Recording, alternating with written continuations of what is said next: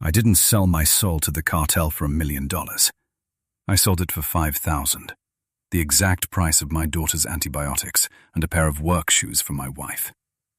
Most people think corruption looks like a Hollywood heist, but it's actually much quieter. It's the sound of a man who makes $400 a month looking at a $5,000 envelope and realizing that being a good cop is a luxury his family can no longer afford. My name is on a badge, but my paycheck is signed in blood. And by the time you realize the ground has shifted beneath your feet, you're already miles away from the man you used to be. You graduate from the academy with honors.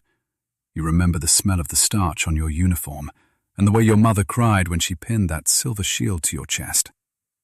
You were the pride of the neighborhood. Then comes the first posting, a municipal precinct in a dusty northern border town.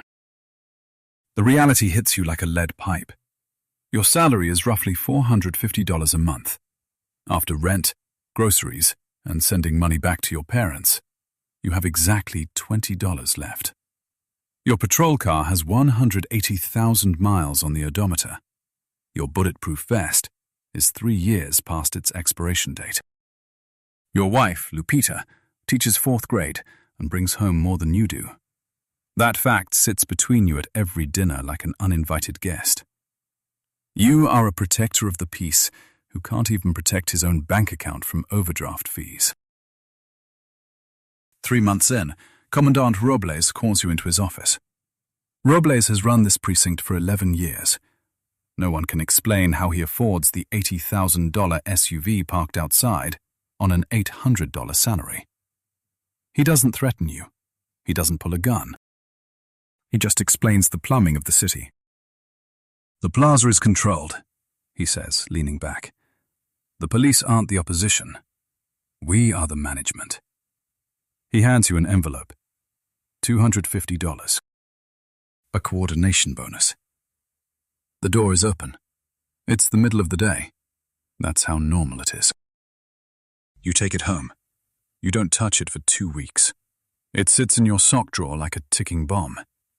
Then, your daughter gets an ear infection. The clinic wants $60 for antibiotics.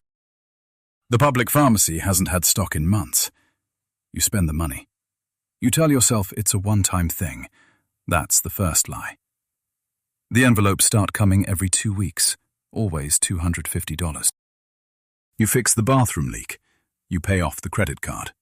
You buy Lupita new shoes. The money doesn't feel dirty because it fills clean gaps. That's the design. They don't buy you with luxury. They buy you with normalcy.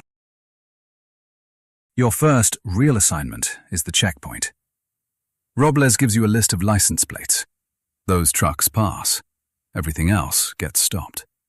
You memorize those plates more intensely than you ever studied for the academy exams. Getting it wrong means stopping the wrong truck. Stopping the wrong truck means someone loses a shipment worth millions. And if someone loses millions, you lose your life. You're not a cop anymore. You're a traffic light with a badge. You learn the language, not the Spanish you grew up with, but the other Spanish. Heavy people means the cartel. The letter means the specific group in power.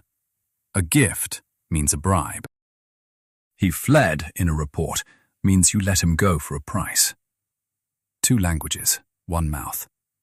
The gap between them is where your integrity used to be. One night, a shipment needs to cross. 4 tons heading north. Robles organizes a ghost operation on the east side. Every patrol car screaming toward a reported shootout that doesn't exist. The west corridor is left wide open. Your job? Calling in the fake report. You're not looking the other way anymore. You're actively building the road for them. Your cut for that one night? $5,000. More than your entire first year's salary. You buy a fireproof safe and bolt it inside your closet. Lupita asks what it's for. Important documents, you say. Another lie for the pile. You start understanding the genius of the system. The cartel doesn't bribe you to break the law. They bribe you to enforce it selectively. You still arrest people, dealers, thieves, kidnappers, just never the ones connected to the letter. You bust the independents. You shut down rival crews. Your arrest statistics look incredible. The commandant gives press conferences.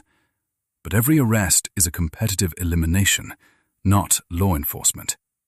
You aren't cleaning the streets. You're maintaining a monopoly. You see your first body 6 months in. 3 men executed on the highway shoulder. You know exactly who did it, why, and where they are having lunch right now. That information goes into a burner phone call, not an official report. The first body costs you 2 nights of sleep. By the 10th, you eat dinner an hour later without thinking about it.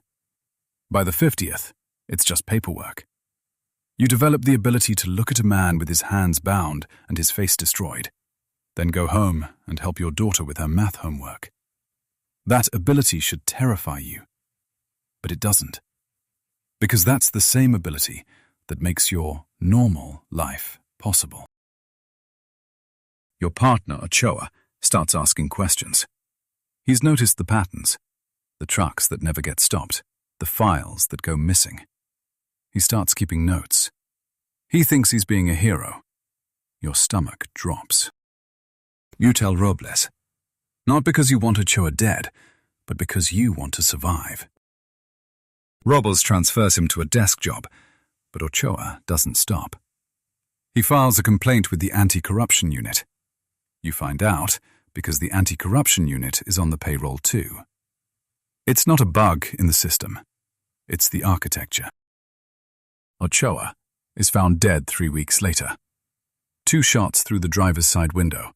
The official report says attempted robbery. You carry his coffin at the funeral. You look at his 5-year-old daughter, and you hand the widow $1,000 from your safe, telling her it's a precinct collection. Blood money buying a clean conscience for an afternoon. It doesn't work. You try to quit once. Robles pours you a cup of coffee and explains the math. You know names, routes, and which judges are owned. Inside the system, you're an asset. Outside, you're a liability. And liabilities get resolved. He's not threatening you. He's describing physics. Lupita sees it now. Not the money, but the ghost of the man she married. The way you check your phone at 3 a.m. The way you stopped laughing. Tell me what's happening, she says. You stay silent. Silence is the only protection you can offer her, and she'll never know that either. A federal task force contacts you. They want you to testify for immunity. You're ready to flip. Then you ask, who am I testifying to? They name the state prosecutor.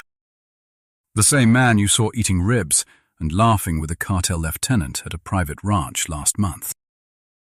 You realize then, the system isn't broken. It's functioning exactly as designed. The taxpayers are funding their own oppression. You go home. You wash the dishes. You look at your son and pray he never wears this uniform. If this story made you look at the thin blue line differently, hit the subscribe button.